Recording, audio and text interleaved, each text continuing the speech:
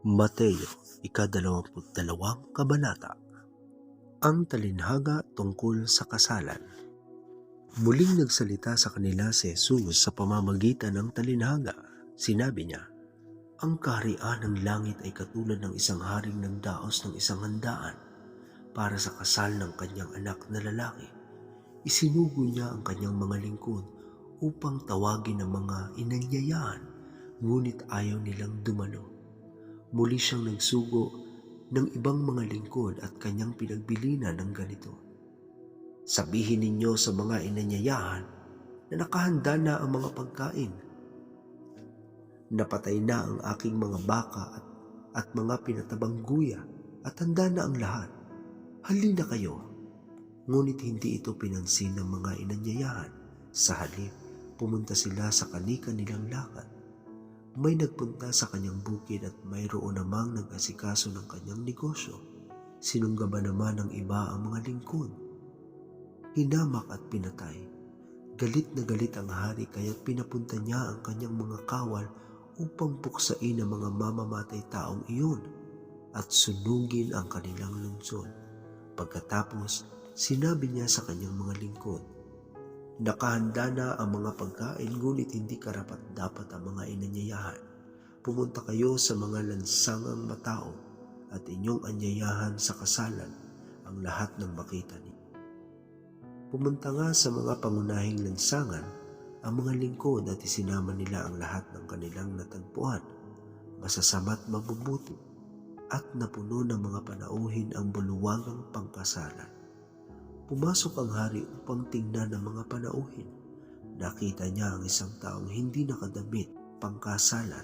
Tinanong niya ito, 'Kaibigan, bakit ka pumasok dito nang hindi nakasuot ng damit, pangkasalan?' Hindi nakasagot ang tao, kaya't sinabi ng hari sa mga lingkod, 'Talian ninyo ang kanyang kamay at paa at itapon siya sa kadiliman sa labas. Dooy mananangil siya at magangalit ang kanyang mga ngipin.' Pagkatapos nito sinabi ni Jesus, 'Marami ang tinawag, ngunit kakaunti ang pinili.'" Ang pagbabayad ng buwis. Umalis ang mga Pariseo at nag-usap-usap kung paano nila mahuhuli si Jesus sa kanyang pananalita. Kaya pinapunta nila kay Jesus ang ilan sa kanilang mga alagad kasama ng ilang tagasunod ni Herodes. Sinabi ng mga sugo, "Guro, nalalaman namin kayo'y tapat at itinuturo ninyo ng buong katotohanan ang ibig ng Diyos na gawin ng mga tao. Wala kayong itinatangi sapagkat pareho ang pagtingin ninyo sa mga tao. Ano po ang palagay ninyo? Naaayon ba sa kautusan na magbayad ng buwis sa emperador o hindi?"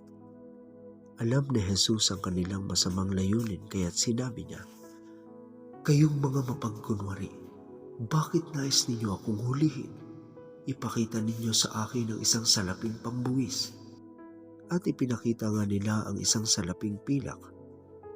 "Kaninong larawan at pangalan ang nakaukit dyan?" tanong ni Jesus. "Sa emperador po," tugon nila. Kaya't sinabi niya sa kanila, "Kung gayon, ibigay ninyo sa emperador ang para sa kanya at sa Diyos ang para sa Diyos." Namangha sila nang marinig ito at sila'y umalis. Tungkol sa muling pagkabuhay. Nang araw ding iyon, may lumapit kay Jesus na ilang Saduceo. Ang mga ito ay hindi naniniwalang muling mabubuhay ang mga patay. Sinabi nila, "Guro, itinuro po ni Moises na kung mamatay na walang anak ang isang lalaki, ang kanyang kapatid ay dapat pakasal sa nabiyuda upang magkaanak sila para sa namatay. Noon po'y may 7 magkakapatid na lalaki rito sa amin. Nag-asawa ang panganay at namatay siyang walang anak, kaya't ang kanyang asawa ay pinakasalan ng kanyang kapatid. Gayon din po ang nangyari sa pangalawa, sa pangatlo, hanggang sa pang-7. Pagkamatay nilang lahat, namatay naman ang babae. Ngayon, sino po sa 7 ang magiging asawa niya sa muling pagkabuhay, yamang siya'y napangasawa nilang lahat?" Sumagot si Jesus, "Maling-mali ang iniisip ninyo. Palibhas ay hindi ninyo nauunawaan ang mga kasulatan ni ang kapangyarihan ng Diyos. Sa muling pagkabuhay, ang mga tao ay hindi na mag-aasawa. Sila ay magiging tulad ng mga anghel sa langit. Tungkol naman sa muling pagkabuhay ng mga patay, hindi pa ba ninyo nababasa sa kasulatan ang sinabi sa inyo ng Diyos? Sabi niya, "Ako nga ang Diyos ni Abraham, Diyos ni Isaac, at Diyos ni Jacob." Ang Diyos ay hindi Diyos ng mga patay, kundi Diyos ng mga buhay. Nang marinig ito ng mga tao, namangha sila sa kanyang katuruan. Ang pinakamahalagang utos. Nagtipon-tipon ang mga Pariseyo nang mabalitaan nilang napatahimik ni Jesus ang mga Saduseyo. Isa sa kanila na dalubhasa sa kautosang Hudyo ang nagtanong kay Jesus upang subukin ito. "Guro, alin po ang pinakamahalagang utos sa kautusan?" Tanong niya. Sumagot si Jesus, "Ibigin mo ang Panginoon mong Diyos ng buong puso, ng buong kaluluwa, at ng buong pag-iisip. Ito ang pinakamahalagang utos. Ito naman ang pangalawa, ibigin mo ang iyong kapwa gaya ng pag-ibig mo sa iyong sarili." Sa dalawang utos na ito, nakasalalay ang buong kautusan ni Moises at ang katarungan ng mga propeta. Ang tanong tungkol sa anak ni David. Tinanong naman ni Jesus ang mga Pariseyong nagkakatipon doon, "Ano ang pagkaalam ninyo tungkol sa Kristo? Kanino siyang anak?" "Kay David po," sagot nila. Sabi ni Jesus, "Kung gayon, bakit siya tinawag ni David na Panginoon ang nasa kanya ang Espiritu?